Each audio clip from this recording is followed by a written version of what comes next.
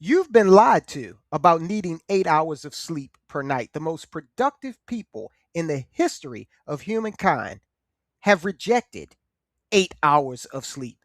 Why were you lied to? Where did this notion that you needed 8 hours of sleep come from? If you were to get 8 hours of sleep at least every night for the average human lifespan of 72 years, that means you'd be unconscious for a full 24 years of your life.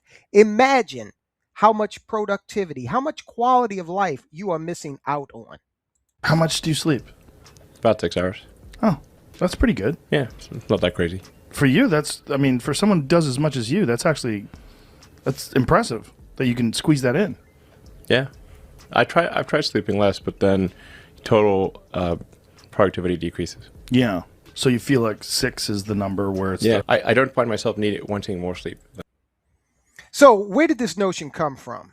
All right, before the 1800s, human schedules were loose, dictated by the sun primarily, the seasons, local agricultural needs.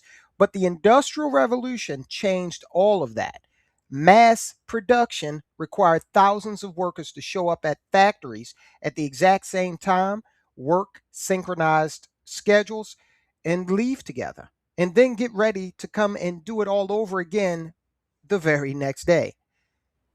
In the early 19th century, factory conditions throughout the world, they were just absolutely brutal. People were working 14 to 16 hours a day, if you can believe it. And of course, this eventually sparked a massive global labor movement. It was 1817, a Welsh social reformer by the name of Robert Owen. He coined a famous campaign slogan to fight for workers' rights. Quote, 8 hours of labor, 8 hours of recreation, 8 hours of rest. So that slogan became the rallying cry for the labor movement worldwide. And when governments finally mandated an 8 hour workday, society had to divide the 24-hour day into three perfect, neat blocks to balance the industrial ledger. Over the generations, 8 hours of rest morphed from a hard, non political bargaining chip. Somehow it turned into a medical prescription. It's also important to remember that before factories, before clocks, humans, we didn't sleep in one solid block. The dominant human sleep pattern early in our history was biphasic, or it occurred in two portions. And that had a lot to do with predators. Okay. You couldn't afford to be out cold for 8 hours. Okay. Early man could not afford that. So if you look at old diaries, even court records, literature, dating back all the way to the time of Homer and Virgil, people routinely talked about their first sleep and then their second sleep. First sleep, people would go to bed a couple of hours after dusk and sleep for about 3 to 4 hours. And then around midnight, they'd wake up naturally, by the way. And this wasn't insomnia, it was a normal alert wakefulness that lasted 1 or 2 hours. During this quiet time, people stayed in bed to pray, read by candlelight, talk to their spouses, smoke, visit with neighbors, even, and watch out for potential predators. Thomas Edison, one of the greatest inventors of all time, was known for his incredible work ethic and relentless curiosity. But did you know that Edison had a unique napping technique? He believed that these naps were the key to accessing deeper levels of creativity and problem solving, and science suggests he might have been onto something. Let's talk about theta brainwaves for a moment. Theta waves are a type of brainwave that occur when you're in a state of deep relaxation, like when you're drifting off to sleep or in a meditative state. These waves are associated with creativity, intuition, and even learning. When you're in theta, your mind is more open to ideas, connections, and insights. So, how did Edison use naps to boost his theta waves? Here's his technique. He would sit in a chair with a steel ball in his hand, resting his elbow on the arm of the chair. Below his hand was a metal pan.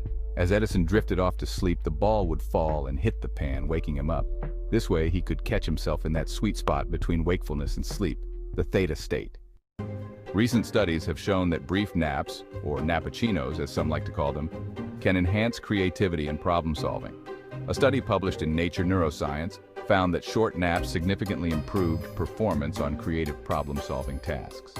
Another study from the University of California, Riverside supports these findings, showing that even brief rest periods can help enhance creative thinking.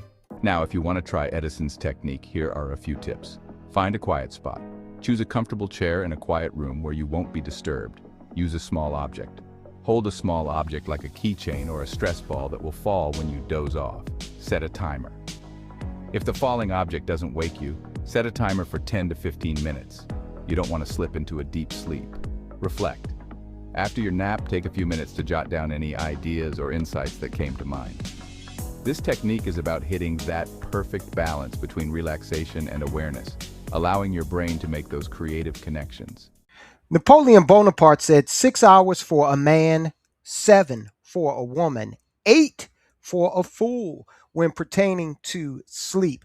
Now, if you want some science behind this, fine, let's have some science behind this.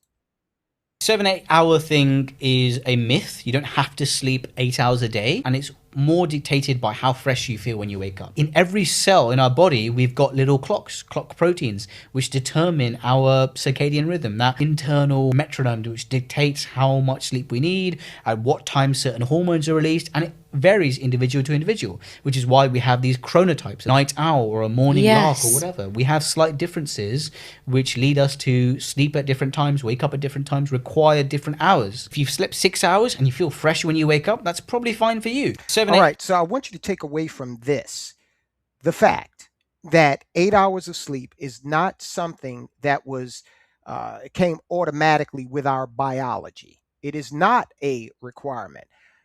It is a construct of the Industrial Revolution. This system, you were told to get 8 hours of sleep simply to make you a better battery for the system. Now, another highly effective person throughout history was, I think we can all agree, Da Vinci. Da Vinci had a very peculiar sleep pattern, but we're still talking about him, so he must have been doing something right, right? So instead of sleeping for one long, uninterrupted block at night, what Da Vinci would do is he would take these power naps of about 20 minutes throughout the day. Now, I completely understand that if you are working an 8-hour job, this is going to be difficult to duplicate. But just think about it. And I want you really to internalize the fact that 8 hours a night is a third of your entire life.